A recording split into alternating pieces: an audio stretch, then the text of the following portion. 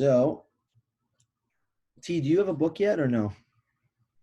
No, I don't. Okay, we got to get you one. Can you message Anna and tell her to drop you one off Yeah. when you can? Okay, good. So, we are on chapter 10 as we're making our way through. What he's going to discuss in this chapter is more hashkafic perspective on understanding why Hashem put negative midos in a person, what their role is, where they originate from, and what our what our job is to do with that. Um, you know, to understand this process is important because it'll bring clarity to your life and your situation. That when we spoke about Surma Rav Yaseh Tov, that a person has to proactively deal with the negative and then also proactively deal with the positive, and these are two separate things. That Hashem lays within a person. Hashem lays within a person negative things, and these negative things, while they're negative as we perceive them, really they're a godly force, and they're given to us by God for a reason. And every time, every single time, when you evaluate yourself properly and you're able to identify what are the things that are wrong with you, for lack of better words, what are the things that are holding you back, what are the negative character traits that are within a person, all the time, those are usually the blockage to your greatness. Then they are the things that hold you back. By dealing and dressing with them, they are the things that are holding you back from achieving your truest potential, whatever that means.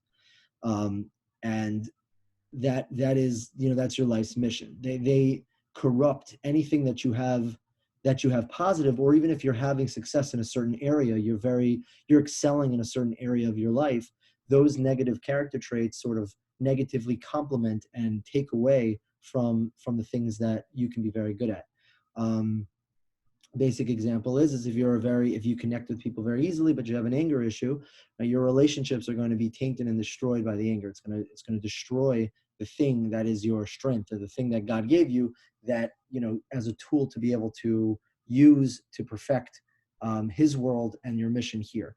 And the negative character trait is the thing that's going to sully up or poison the progress. So by a person having a strong sense of zahirus, which is the self-awareness aspect of themselves, identifying these negative character traits is a very, very important thing to do, because those are usually going to be I'm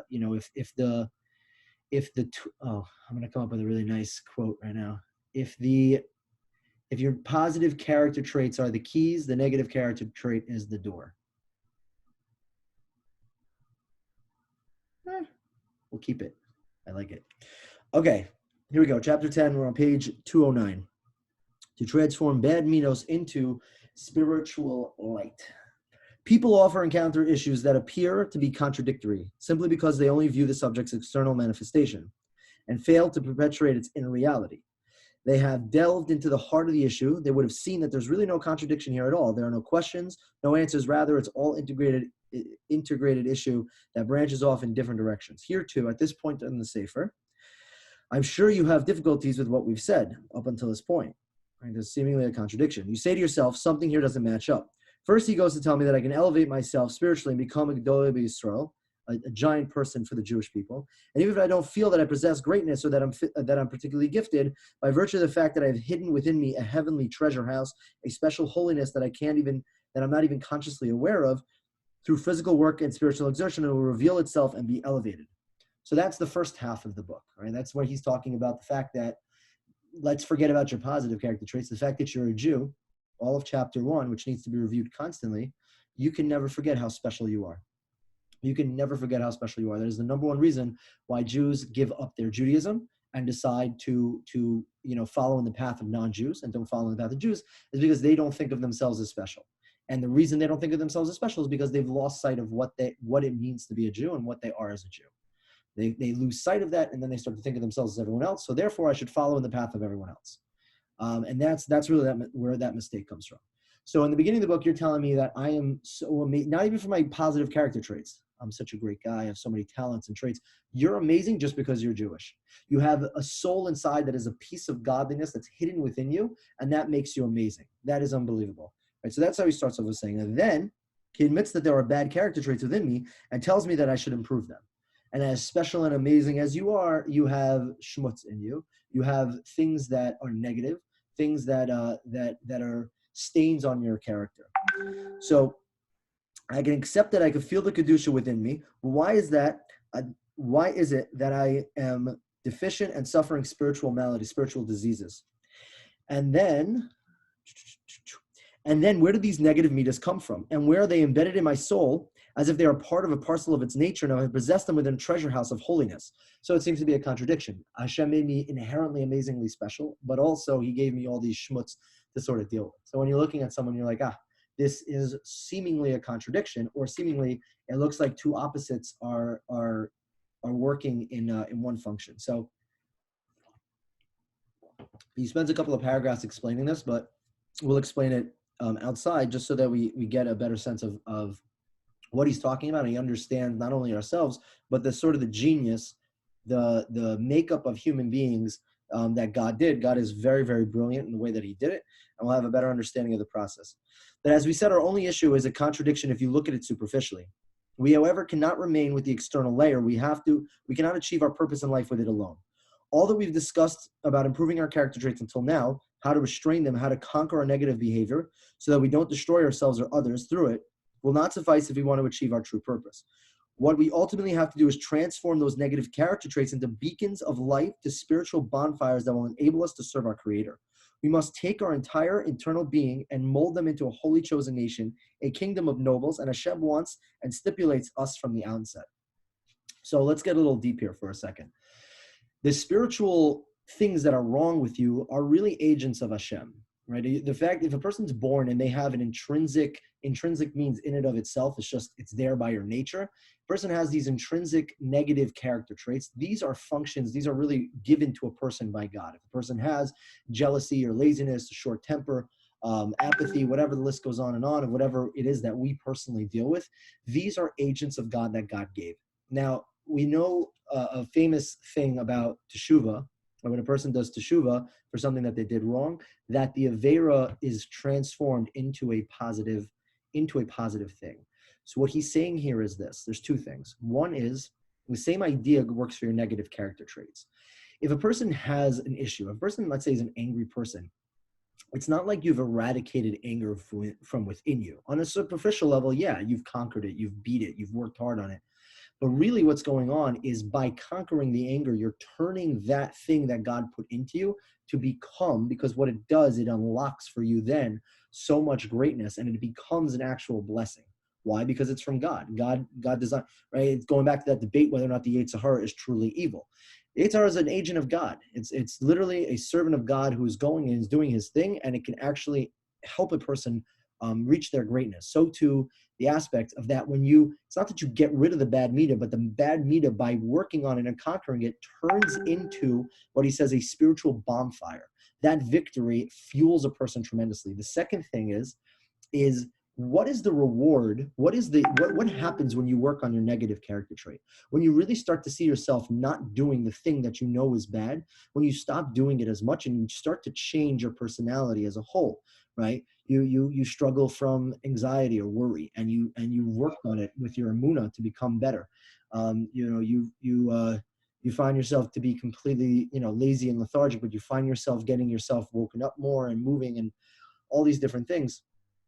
What is the reward for doing such a thing? And the reward is, in and of itself, is through working on it. It's not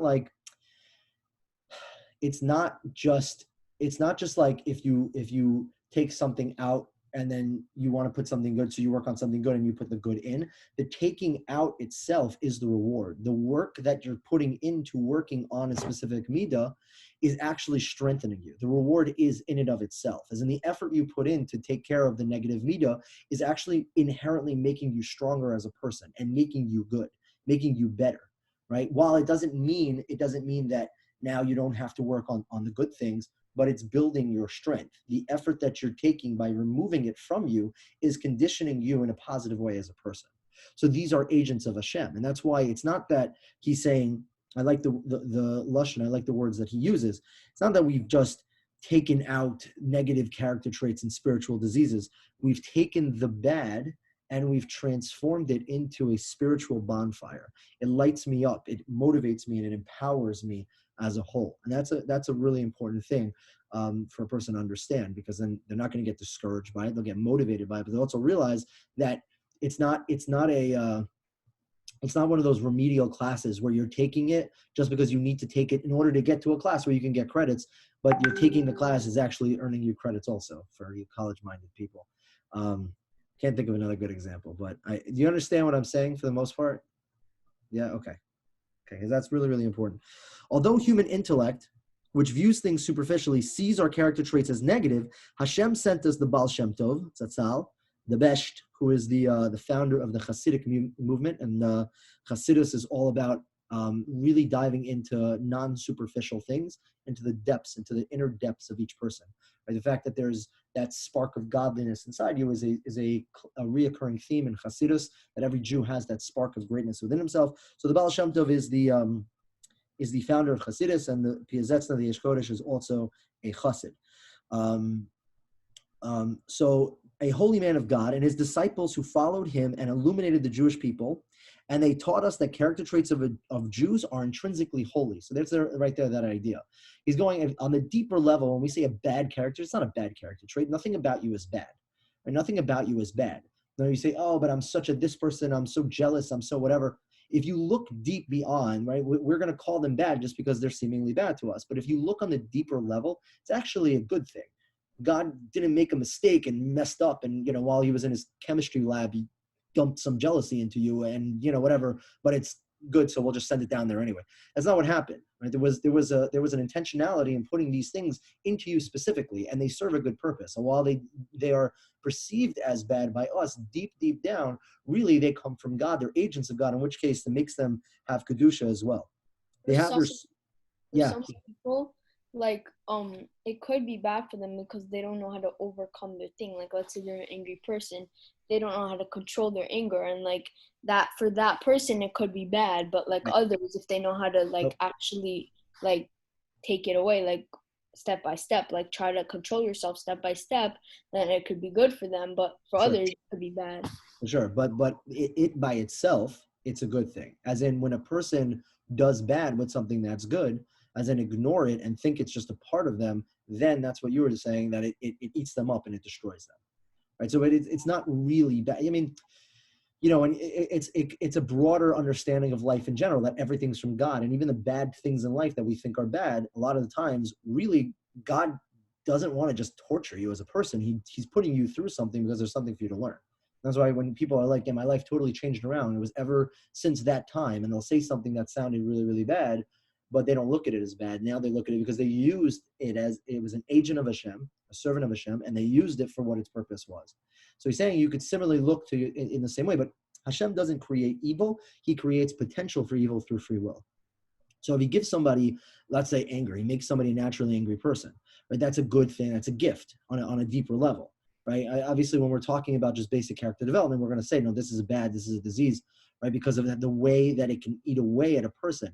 But really, it's a spiritual agent that, if a person properly does what they should do, becomes an actual blessing, because they are empowered by working on it, and they've improved their life emphatically because they, with their free will, worked on it.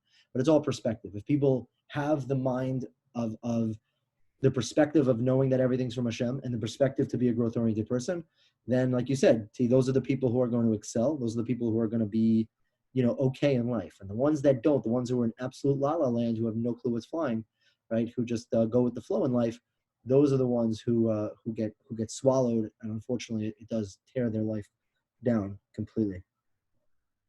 So they have their sources in the heavens, from where they make their way down to earth.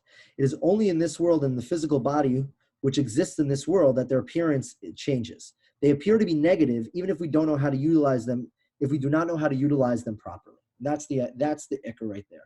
They appear negative if we don't know how to utilize them properly. If a person has a very elementary spiritual palate, let's say, even if they're an adult, then what ends up happening is, they don't even realize what's flying around them, and then this thing will completely just destroy them and eat away at them. It's like crazy lahavdil, but someone who gets germs in their mouth, right? You should always let your kids play in the dirt and eat leaves and stuff like that. Don't wash your hands so much, because people who are chronic Purell users before have horrible immune systems, And thank God I have a really good immune system. It was because my mom was like those people where you're like, you're a little kid and your thing falls on the floor. You can eat it. It's okay. Oh, there's germs on it, but the germs are good. The germs are gonna create those antibodies. It's gonna build up your immune system ultimately, right? That's how Hashem created the world in a certain sense. Now everything needs to be in moderation, but if people, people don't look at these things in life as opportunities to be able to strengthen themselves, then they're not going to use it for what its purpose is. It's like clear water that's placed in a filthy glass bottle. On the outside, the water looks dirty because of its receptacle. So he's saying that's how we perceive negative character traits. Really, inside, they're agents of God that God gave us, and they're pure, but he put it into a body that has free will and gave it a strong desire, in which case the filth is the physicality, and that masks, right? Because what is any bad character trait do? It takes our bodies and our lives for a ride. That's what happens to physical taiva. Okay, so we're at the bottom of 211. If you don't know, then you must have at least heard that there are holy midos and spheros in heaven. We're going to get a little Kabbalistic-y. Though which Hashem's light and Kedusha take form, are revealed and are activated through the worlds that he created. Although you aren't familiar with these spheros, since you are not ready to learn Kabbalah yet, you are still saying davening, yours Hashem is the greatness and the power of the holy and the victory of the and the majesty. And who among you, the Hasidim, after counting Spheros Omer, doesn't say the blemish which I cause in the heavenly spheros of Chesed Shebechesed, or Chesed Shebegura, or Chesed Shebetferes, etc., is though those very same self-holy spheros that Hashem draws light and shines into us, his dear nations in the very begins, and it's like these celestial midos, so too Hashem wishes to envelop his Kedusha to reveal through the midos that he shines into us. So this is deep and Kabbalistically, and very, very confusing how Hashem created the world, right? How Hashem is perfect. How can he create a world like this? So what he did was he withdrew his presence a little bit, and then he shined his presence through certain worlds. Remember we were talking one time in Songs of Prayer about like the different worlds? So there are different worlds and levels, and these are the home to what we call spheros.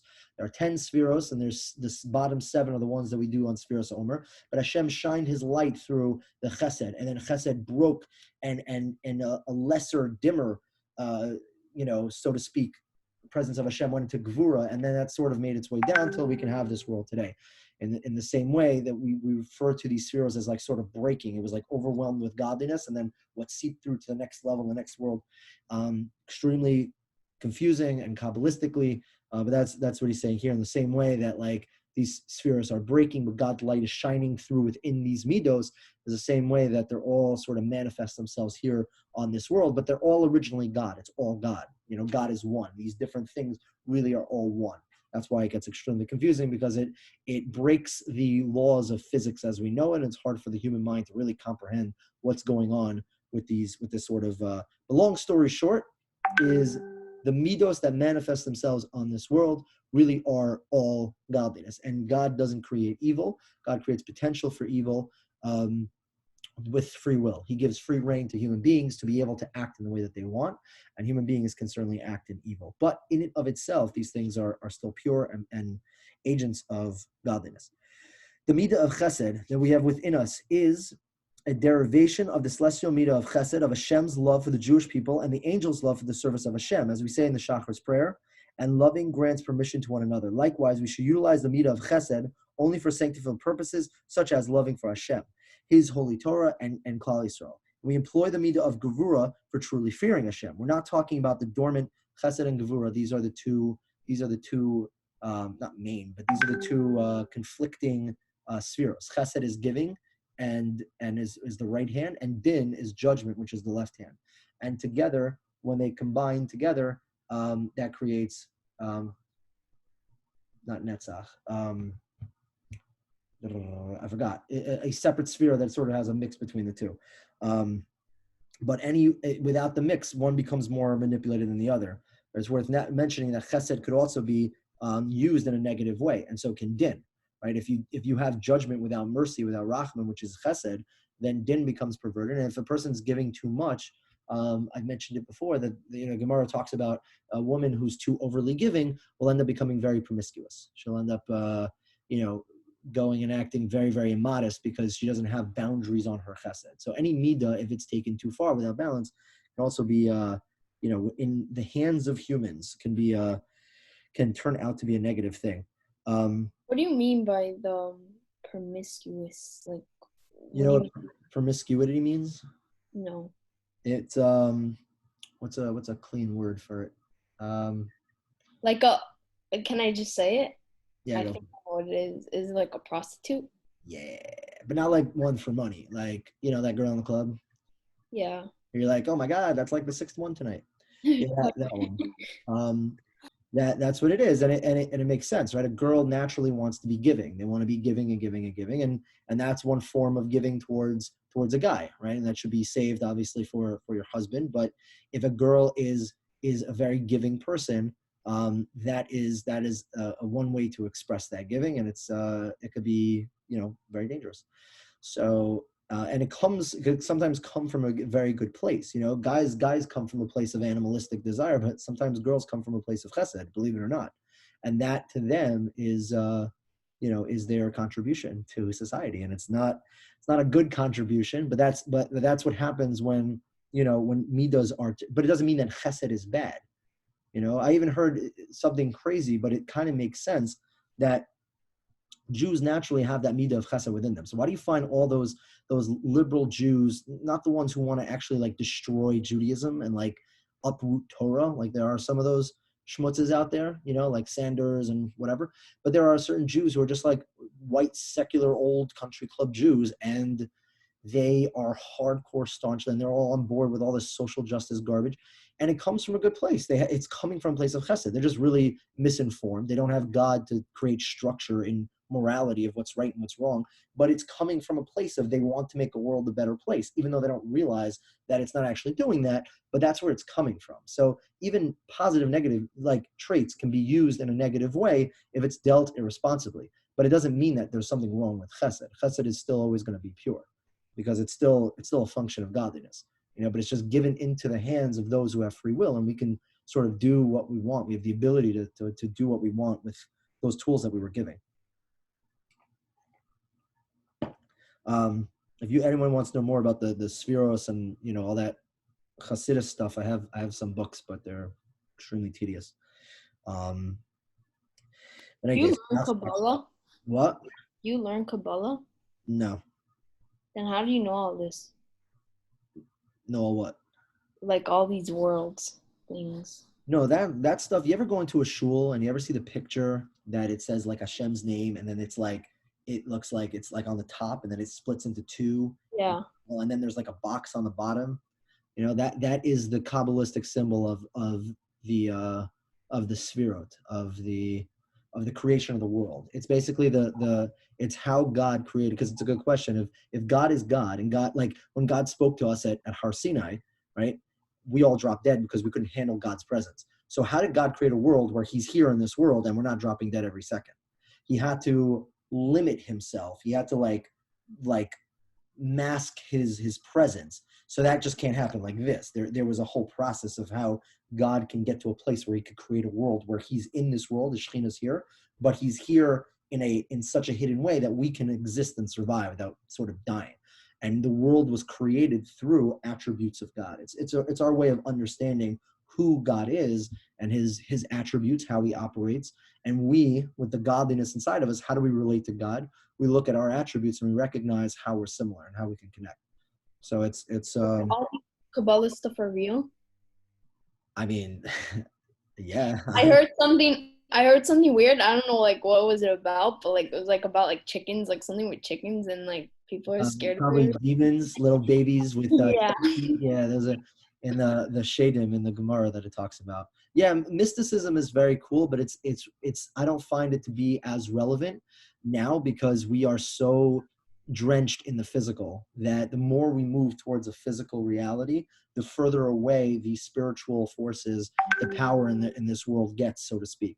So that's why to me it's like it's just hard to bang your head on this type of learning because it's like it's not so relevant. Like I don't like spending time like delving into these certain ideas that there's okay, now you know it, cool, but how does that help your life in a sense? Like with Mashiach also. I don't particularly like to learn what happens afterwards in grave detail, because it'll make you scratch your head, and we're going to figure it out anyway in a couple of years. So I might as well just, it's not like I like to learn, the here and now. What do we do now with it, now that I know this?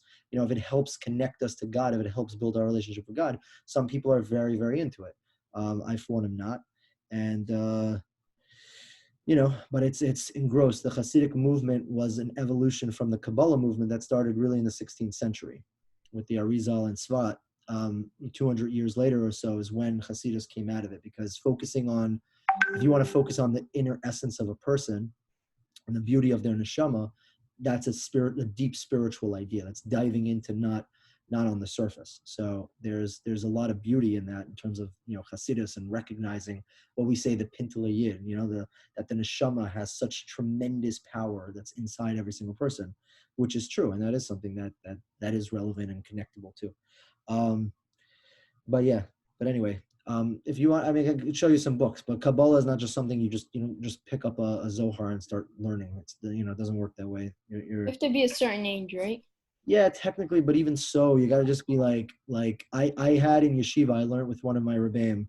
We were learning Zohar, and he taught me a lot of really funky things, and I don't go around like repeating them, because it's too intense for me about like those things, and what do they really mean, and everyone's able to sort of make mistakes about it. There is like certain like basic pshat in Zohar, like a lot of stuff on the parsha that you'll find in books as references, but I'm not willing to dive into that. Do the stuff in Kabbalah like normally happen in real life? It's all relevant, the spiritual world is definitely our work. Does people actually see what happens, like what they talk about in Kabbalah? Does it actually, like, do they see it in their lifetime? Like, do they see it like every day? Is it like a daily thing that they see, or like whatever they learn or whatever? I don't know. Like a Kabbalist, like someone who's like yeah. I don't know. I mean, I don't know. I'll be honest with you, I'm not so into it. I'll take a segula where I can get it, but I know Sfardim. I probably wouldn't want to learn it. Israel, and it's like, let him do the thing on your palm. I don't know. I'm not crazy into it, but like if he's giving out free brachas, I'll take one. I don't know. Certain things, definitely it's true. It's a reality. The question is, how much can we relate to it, and how much of it is and isn't relevant to us. It's happening anyway. There's angels all over the place, and that stuff is a constant. Just I think there's a lot of other things that are more relevant for people like us than before we get to the deep mysticism. You see people who jump to Kabbalah and mysticism before they have the basics of halacha and the basis of just basic hashkafa, in terms of like what you're someone, you don't keep a lot of mitzvahs, but you're smoking weed all day and listening to trance music. Like that's like you sort of if you're holding on a certain level and you start to it's a different story. So but in any case. Okay. Also, I have one more question. Yeah. But it's not about it. It's about like when you die, like when you go up to Shemaim, like can you turn into an angel? No. No, why? I mean, because angels were separate creations. Angels were just like people were created with neshamas, like angels were created also. And I don't think you can bounce back and forth. It's easy to say, like, if Hashem sends your neshama back down here, like Eliyahu Hanavi is an angel, he's not really an angel. He's still that neshama. Angels are, as far as I understand, a separate creation. They were created for their purpose. So we don't really become angels. We stay the souls that we are now. It's just we have different understandings, and we lose our bodies, our physical bodies. But, does everyone reincarnate? Yeah. Yeah. So like now my soul's reincarnated? So that's what I heard. That's what people say as a whole, that there are no more new neshamas, that every neshama that's alive today is recycled from someone else, that there are only a certain amount of neshamas created. So that's apparently where we are in history. That's what I've heard, is that nobody here is like a new neshama. You're probably recycled from a previous life, Did I lose internet? It's so sad.